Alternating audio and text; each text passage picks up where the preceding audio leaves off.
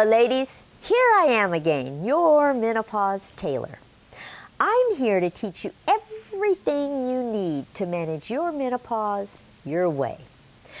I've given you video tutorials on all sorts of things pertaining to menopause. And I hope you've realized that I am completely unbiased. I teach you facts, pure facts. I help you tailor the facts to your personal situation. And I present all the options in every category for managing your menopause your way. I cover diet, lifestyle, vitamins, minerals, botanicals, herbs, acupuncture, hypnosis, hormonal medications, and non-hormonal medications.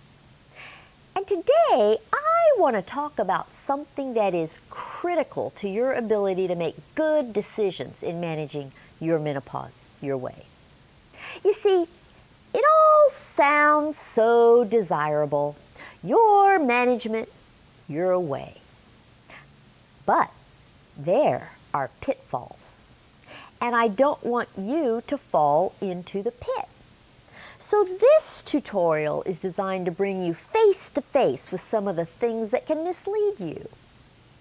I have a very open mind about everything related to menopause. As you know, I research everything every which way, and then I present it to you in a manner that makes it easy for you to understand everything without having to do all the research yourself.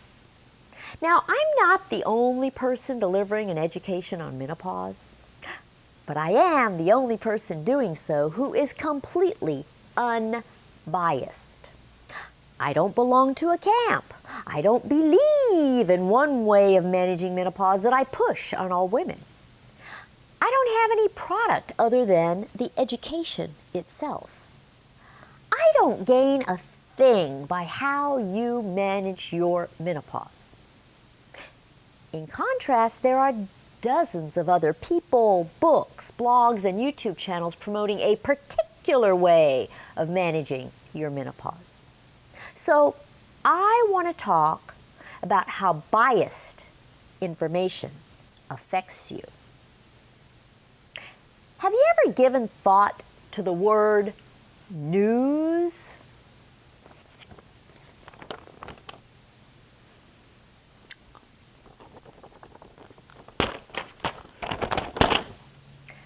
It's supposed to refer to new information. Do you remember the days when the only news was Walter Cronkite at 6 p.m.? There was just that one newscast. That was it. We all heard the same news. It's not like that anymore. Now, we live in a world in which you can find any kind of news you want. Now, I guess there are some good things about that, but there are also some pitfalls. You see, human behavior is a funny thing. And one of the funny things about being human is that we really don't want news. What people really want is olds.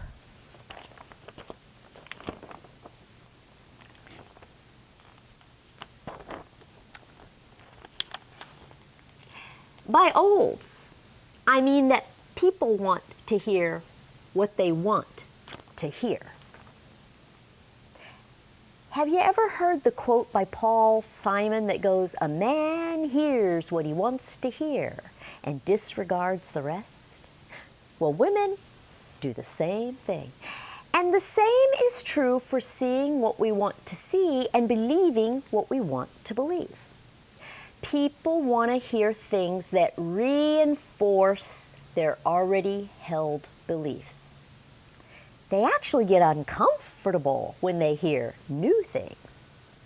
I'm sure you've experienced that a few times with my video tutorials. I give you facts, period. Depending on what you already think you know about menopause, you may scoff at some of the things I tell you. Of course, if I tell you something you want to hear, you cheer. But if I tell you something that is contrary to what you want to hear, you might want to dismiss the information. And me. You might even contest me or detest me. Sometimes I get comments challenging me on asking where I got my information, and I calmly answer with facts. But an education is all about news. It's about learning new things and challenging your current knowledge. Have you ever noticed that it's the people who are the most uneducated who think they know the most? Teenagers are like that. Education is all about looking at things every which way and learning how to assess them logically without your personal biases. A truly educated person feels like he or she doesn't know much. I always say the more you learn, the more you realize how little you know. But unfortunately, most people think they already know everything, and therefore they don't need to learn new things. I'm a real nerd. I love school. I have a medical degree, a law degree, and a master's in business. But when people tell me that I'm the smartest person they know, I tell them that they don't know enough people. I'm not smart. I just keep learning new things. You see, news bothers people. It confronts them with information that may not fit into their belief system. Nowadays, if people don't like what the expert has to say, they discredit the expert. It's all about their own uneducated opinion. People claim to absolutely know things that they can't possibly know. It's as if people have gotten really full of themselves. They think their opinion is fact. It isn't. So why am I telling you this? I'm not on a rant. I'm telling you this because it affects your menopause management. I'm teaching you how to manage your menopause your way. So of course your opinion matters. But the pitfall lies in getting the order of events wrong. First, you have to learn the facts, and then you can form an opinion. If you go about managing your menopause by gathering only the information that fits into your belief system, you'll miss the boat. You have to get the factual education first and then form opinions second. Another way to look at this is to use different words. Let's use the words information and confirmation. Information is the facts. It's all the stuff I teach you. It consists of both the things you want to hear and the things you don't want to hear. It has nothing to do with your opinion. Confirmation is deciding that your opinion is right. It's about finding information that supports your opinion. If you get all the information first and then form an opinion that confirms your educated opinion, that's fine. But if you form an opinion first and then search for information that confirms your uneducated opinion, you're in trouble. Have you ever heard the term confirmation bias? That's when you see the world through a filter. The filter is all your biases or preferences or opinions, and you judge everything you hear based on how well it confirms your biased opinions. And you only acknowledge or value the things you want to hear. Humans do this all the time. You do it with the actual news, you do it in your relationships, you do it when you buy only the books you want to read, you do it when you pursue only certain resources on menopause. If you're an earth mother and you only believe in using herbs for managing your menopause, confirmation bias would be watching only the video tutorials that promote that particular management style and denouncing all the other options. Is that bad? Well, it depends on the order of events. If you've gotten the full education first and then you've decided that herbs are the best way to manage your menopause, fine. But most people don't do it that way. Instead, they decide on herbs before they get the full education, and they ignore anything that doesn't reinforce their preference for herbs. You see, one of the most basic of human needs is the need to be right. And in our efforts to be right, we do all sorts of things that actually set us up for failure. You see this need to be right in every aspect of our lives. Journalists tell a story while ignoring any evidence to the contrary. Lawyers defend their clients while omitting anything that isn't favorable to their case. Conspiracy theories abound because of confirmation bias. Even your own memories are plagued with confirmation bias. It's how you justify your own actions all the time. I'm a scientist, so the scientific method is all about finding the truth by seeking evidence to the contrary. So that's why I present so many facts to you. That's why I pose so many questions, but I don't give you the answers. I'm forcing you to think logically rather than relying on your biases. You've heard me say many times that everything, absolutely everything, has both advantages and disadvantages. Nothing is perfect.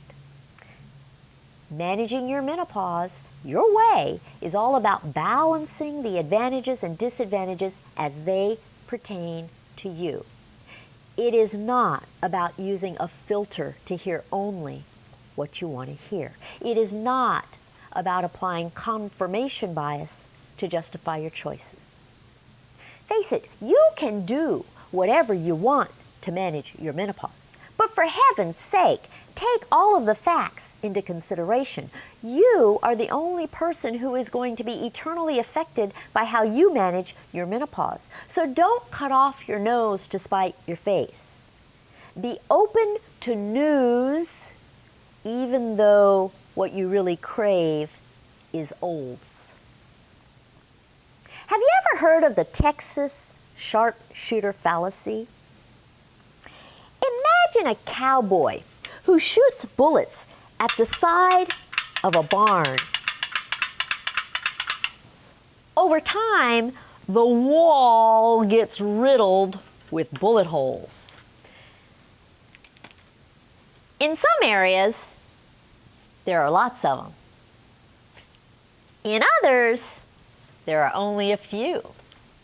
Now, if the cowboy later paints a bullseye over the area where his bullet holes are clustered, it looks like he's good with a gun, doesn't it? So by painting a bullseye over the clustered bullet holes, the cowboy creates artificial order out of completely random shots. This is what the human brain does all the time. Even though most things occur randomly, you pick out clusters of coincidences in order to create logic. You do the same to prove how right you are. Don't do that with your menopause management. Accept the fact that everything has both advantages and disadvantages. Accept that you won't like some of what you learn. Accept the fact that you are not always right. Learn as much as you can without bias, and then decide how you should manage your menopause. You can count on me to always tell you the truth. I will give you facts, and sometimes you won't like what I tell you. That's okay. Learn it anyway.